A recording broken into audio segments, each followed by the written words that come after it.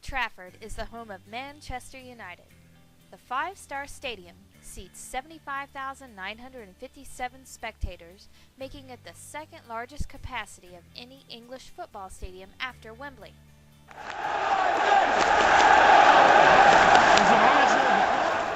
The ground, given the nickname the Theatre of Dreams by Sir Bobby Charlton, has been United's permanent residence since 1910, with the exception of an 8-year absence from 1941 to 1949 following the bombing of the stadium in World War II. Since then, Old Trafford has undergone several refurbishments and expansions. Located outside the east stand of Old Trafford is a statue dedicated to Sir Matt Busby, who managed Manchester United from 1945 to 1969 and again for the second half of the 1970-1971 season. He is the longest-serving manager in the history of Manchester United, ahead of Sir Alex Ferguson. During his time as manager, United won 5 First Division titles, 2 FA Cups, and 1 European Cup, which we now call the Champions League.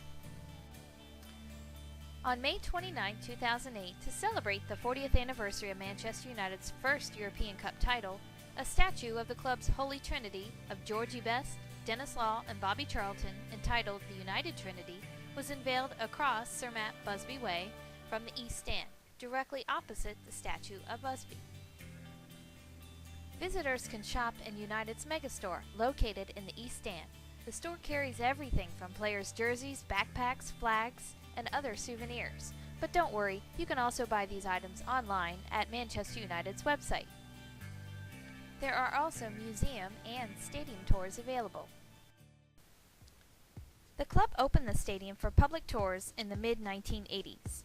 Starting off, the tour takes you into the North Stand, then through to the disabled supporters viewing area, and then to the Munich Tunnel. This memorial plaque is in the shape of a stadium with a green pitch. Inscribed on it are the names of the victims of the Munich air disaster. Above the plaque is a teak carving of a player and a supporter, heads bowed either side of a wreath, and a football inscribed with the date 1958. The Munich clock is on the other corner of the K stand, near the photographers and disabled entrance. Contrary to popular opinion, the clock is not fixed to show 3:04, which was the time of the crash on February 6, 1958. This picture shows the time I just happened to be touring the stadium. Visitors are also given access to the very heart of Old Trafford, taking a look inside the Players' Lounge, dressing rooms, Players' Tunnel, and the dugouts. United's dressing rooms were redesigned in the summer of 2008, replacing those that first opened in 1993 after being moved from their original location under the center of the main stand. Big enough to accommodate the 18 players that can now be named for a match, plus coaching staff, the home dressing room contains magnetic tactics boards, TV, music facilities, a bar for the players' families, 3 baths, 6 showers, and a warm-up room with exercise equipment. The teams have been running out of the Players' Tunnel since 1993. This is also the place where the post-match interviews with the coaches and the players are done. See the boards to the left?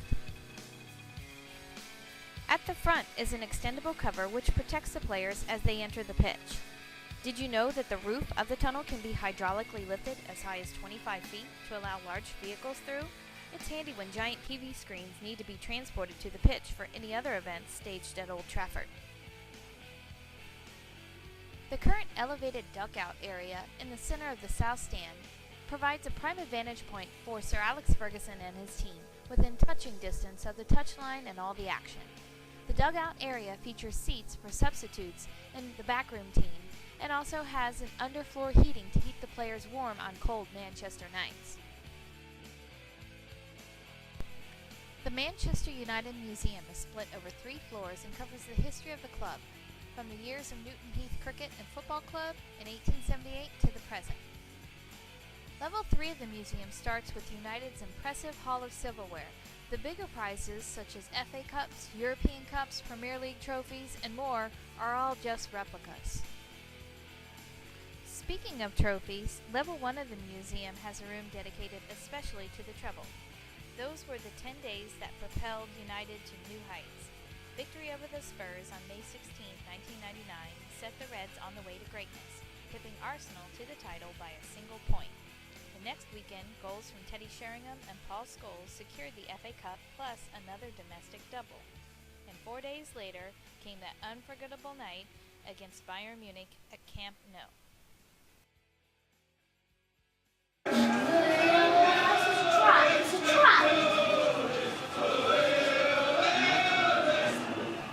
The museum also pays tribute to the Munich air disaster.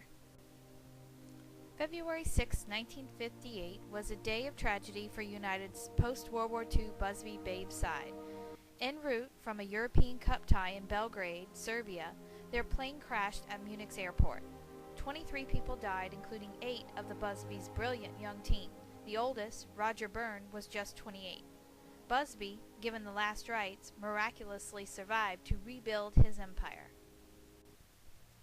Level 2 of the museum has a room especially for the legends. From the wing wizardry of Billy Meredith and the leadership of Charlie Roberts in the early 1900s, through to the post-war Busby Babes era, and Sir Matt's 1960s dream team in which Best, Charlton, and Law ruled supreme.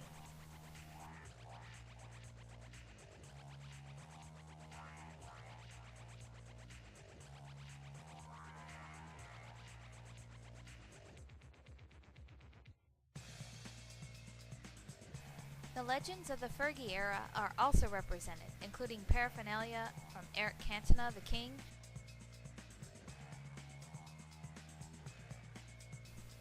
jerseys from Fergie's fledglings like Ryan Giggs, Gary Neville, and David Beckham, and other fan favorites like the mild-tempered Roy Keane, otherwise known as Keano, and the Great Dane himself, Peter Schmeichel. Level 2 also has a room dedicated to the managers. There have been many gaffers throughout the history of the club, but perhaps the most decorated and beloved of them all are two knights, Sir Matt Busby and Sir Alex Ferguson.